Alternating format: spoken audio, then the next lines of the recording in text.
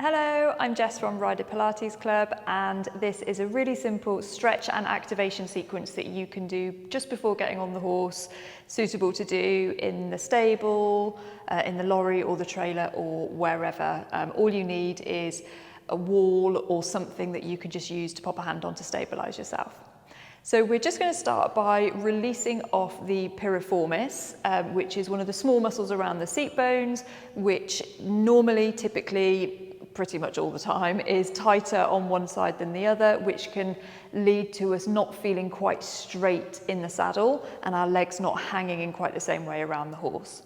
So all you need to do is grab your stable door, go to whatever it is that you're going to use for stability, whether that's a stable door or a wall or a partition or whatever. And you're just literally going to pop a hand on this for stability. So stand facing it, a little bit of softness in the knee. We're going to bring one ankle up to cross over the opposite thigh, and just to get yourself sort of comfortable with your weight into the heel on that stabilizing leg. Let the knee fall open. And then from here, you're going to lift the tailbone as you hinge forward. So you're really feeling a sense of lift in the tailbone, and feel like you're pushing that seat bone back and away from you. Let the knee fall open. Really encourage it to be as open as possible. And you should feel a deep stretch right around the seat bone on this side. And you're just going to stay here for as long as you need to feel that stretch begin to ease. So just taking some nice deep breaths,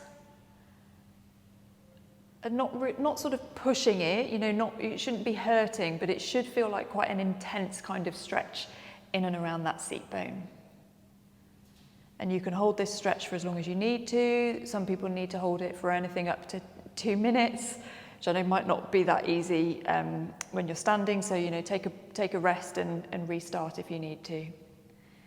But when you feel it has eased off, then you can set up on the other side. So a bit of a softness in the knee, cross the ankle over, lift the tailbone, and feel like you're pushing that seat bone back out behind you. Have that knee falling open. And you'll notice as soon as you start this stretch which side you're tighter on, and spend a bit more time on the side that you're tightest.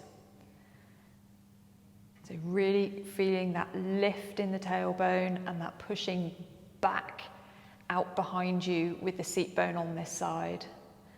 You can increase the hinging in the hip if that helps to increase the feeling of stretch as well. So just have a little play around with the angles and what feels most beneficial to you.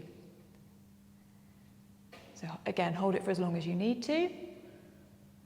A minimum of 45 seconds, none of this 15-second stretch nonsense, but as long as you need to.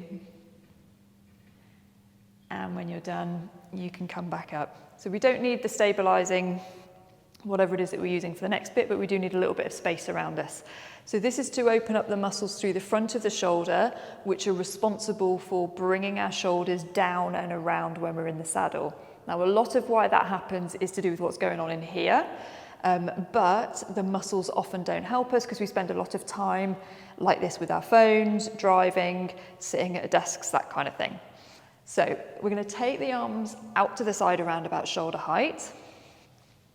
Get yourself comfortable on your feet, then rotate the palms up towards the ceiling, and then continue that rotation so that the thumbs start to point down behind you. Reach the fingers long, so you should already be feeling a stretch down here and possibly into the shoulder as well. And then keeping the fingers reaching long and the shoulders down away from the ears, take the arms with the thumbs pointing down behind you, just gently behind the body. So if I just turn sideways so that you can see, so we're going from here, thumbs pointing down to here. So bring the shoulder blades down and together. Keep the shoulders down away from the ears. Keep those thumbs pointing down behind you. And feel the stretch move into this part here in front of the shoulder. Take deep breaths here into the ribs. So allow the front of the chest to expand. It'll help to increase the feeling of stretch across the front of the body. And keep those thumbs pointing down behind you. Shoulders down, shoulder blades down. If you can, take the arms a little further. Couple more deep breaths. And then if you can, keeping the shoulder blades down and together, take the arms a little further still. Keep those thumbs pointing down behind you. It's quite an intense stretch, this one. Lovely. And release. Super. So you should already feel looser and longer in the muscles across the front, and should feel that those shoulder blades are able, find it more easy to come together and down behind you. So let's activate the muscles that we need around the shoulder blades to keep that posture, because it's one thing stretching off the muscles that are tight, but you also need to switch on the opposite muscles, which are the muscles responsible for getting things back into balance and stopping those muscles from tightening up again. So for this, we're just going to take the hands down by the sides, palms in towards the thighs, along through the back of the neck, shoulder blades down and together, and then take the fingers, reach the fingers long and reach them back down, pointing towards the floor behind you, bringing those shoulder blades down and together as you do. So really feeling those shoulder blades come together as the fingers reach long behind you. Keep the shoulders down away from the ears. And after 10-15 seconds or so, you can then start to introduce, I'll just turn away so that you can see, little tiny claps. So reaching those fingers down towards the floor and just bringing them a couple of inches towards each other behind you. Using the muscles around the shoulder blades to create the movement. So it's almost like the shoulder blades are trying to touch each other and the hands are being taken along for the ride. Keep the shoulders down away from the ears. Lovely. And release. Super. So now let's open up through the front of the hip a little bit.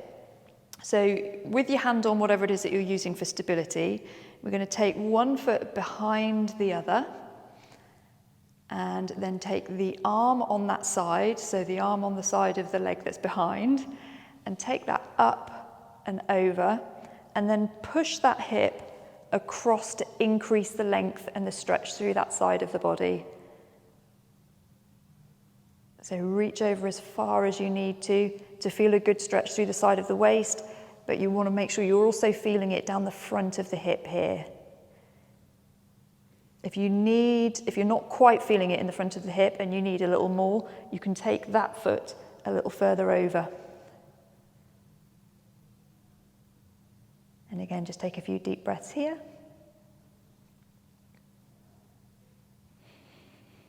And as you take the breaths in, really try and take them into the rib cage on that side so that you can feel that side of the body expand, using the breath to help increase the stretch. And release, and then we'll set up on the other side. Just move my chair so that I'm not turning my back on you. So reach over, pushing across with that hip.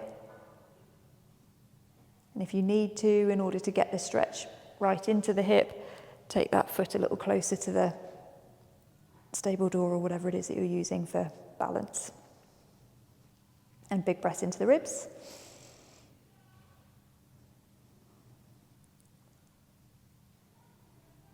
Lovely.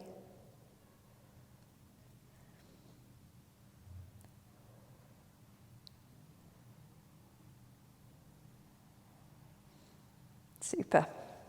So now let's do a little activation for the other smaller glute muscles around the seat bone that quite often have switched off because the piriformis is tight. So remember, the piriformis is the thing we loosened off at the start. This is a little activation to get the opposite muscles that should be doing their job, but which sometimes get a bit lazy because of the overactive piriformis. So this will really help you to increase your control over your leg in the saddle, to be able to have it hang how you want, to be able to bring it on and off the horse without the heel coming up or the toe coming out, that kind of thing. So with your stable door or whatever you're using in front of you, you need a little bit of space behind you for this one. Standing tall, a little bit of softness in the knee.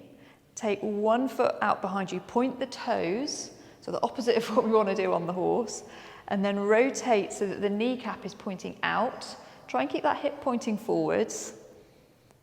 Pop your abs on so that you're not overly arching into the back. And then we're going to use these little glute muscles, so really squeezing through the glute to lift that leg and lower. So it's not a massive movement, but make sure it's coming from the glute. So keep that kneecap pointing out, keep this hip pointing forward,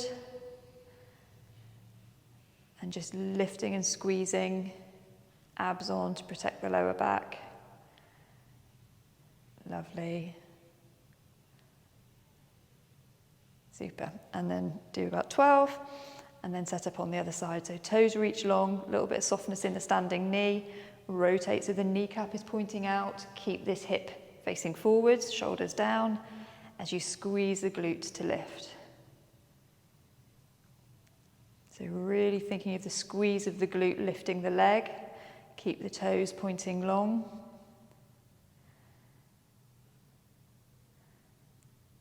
Lovely job. Shoulders down, abs on. Lovely. Cool. And then we don't want the, whatever we're using for stability, we just want a little bit of space for this one. So we're just going to get mobility into this sort of lower section of the back by loosening off all of the smaller muscles around the vertebrae, but also the muscles either side of the spine, and this will help us to absorb the horse's movement and make sure our shock absorbers are working effectively. So take the feet about hip width or just a little bit wider.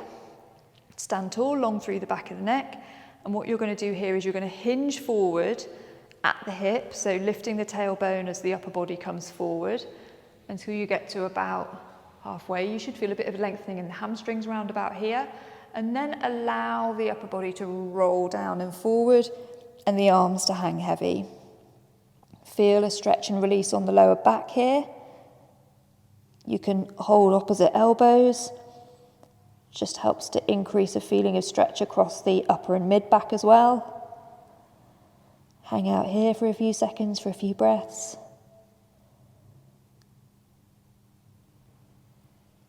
And then we get into what I call the twister stretch. So drop the hands down, and we're going to take them over to one side like this. So one's near the foot, the other is out in front of the foot. Feel the stretch down the side of the spine.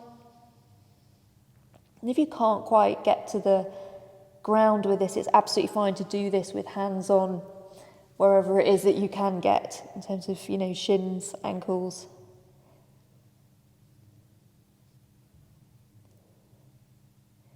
Lovely job, back to centre. And then over to the other side. Couple of deep breaths here. Feel the muscles lengthening down that side of the body. And then back to centre. And slowly, one vertebra at a time, use the abs to push the spine really slowly to restack, rolling one vertebra at a time. Back up to the top, and then just run through some nice shoulder rolls, forward, up, back and down. Always take the shoulders back, never do shoulder rolls forward. We don't need any help to get our shoulders forward. And with one more, you are ready to ride.